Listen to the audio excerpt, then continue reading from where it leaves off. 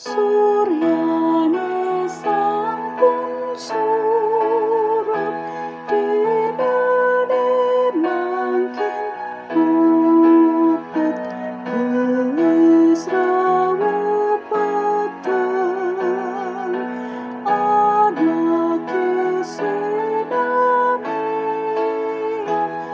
uputan pekarian saliang tusana.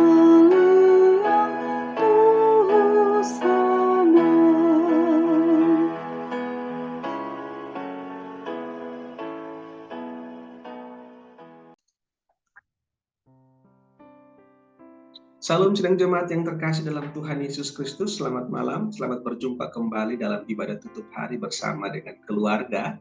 Di hari ini, hari Senin, tanggal 29 Agustus tahun 2022.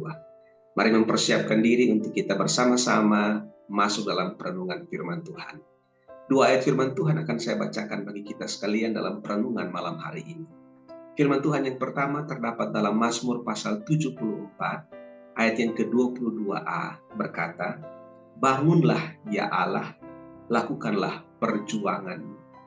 Dan firman Tuhan yang kedua dalam Efesus pasal 1 ayat 9 dan 10 berkata, "Ia telah menyatakan rahasia kehendaknya kepada kita, sesuai dengan rencana kerelaannya, yaitu rencana kerelaan yang dari semula telah ditetapkannya di dalam Kristus, sebagai persiapan kegenapan waktu, untuk mempersatukan di dalam Kristus sebagai kepala segala sesuatu, baik yang di sorga maupun yang di bumi."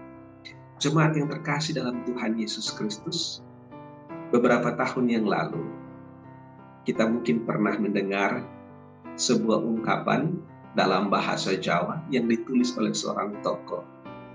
Ungkapan itu berbunyi, "Gusti ora sare," yang berarti Tuhan tidak tidur. Ya, ungkapan itu ditulis oleh Basuki Cahayapurnama atau yang kita kenal dengan Ahok pada saat dia menghadapi persoalan hukum. Jemaat yang terkasih dalam Tuhan Yesus Kristus, bagi Basuki Cahayapurnama, Tuhan tidak pernah tertidur melihat persoalan yang sedang dia hadapi. Dia yakin bahwa Tuhan pasti akan menolong dia untuk menyatakan kebenaran dan keadilan baginya. Apa yang dialami oleh Ahok juga dialami oleh bangsa Israel.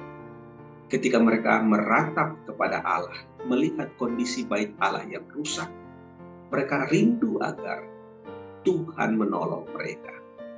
Mereka rindu agar Tuhan dapat memberikan kepada mereka kesempatan agar mereka boleh memperbaiki bait Allah.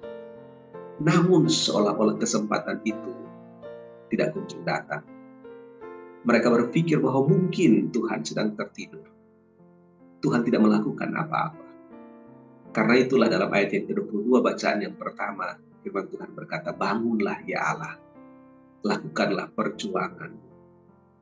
Bapak, Ibu, dan Saudara yang terkasih dalam Tuhan Yesus Kristus, dalam kehidupan kita, mungkin kita pernah mengalami sebuah pergumulan, mengalami sebuah persoalan, menjalani kehidupan yang berat, dan seolah-olah Tuhan tidak memperdulikan kita.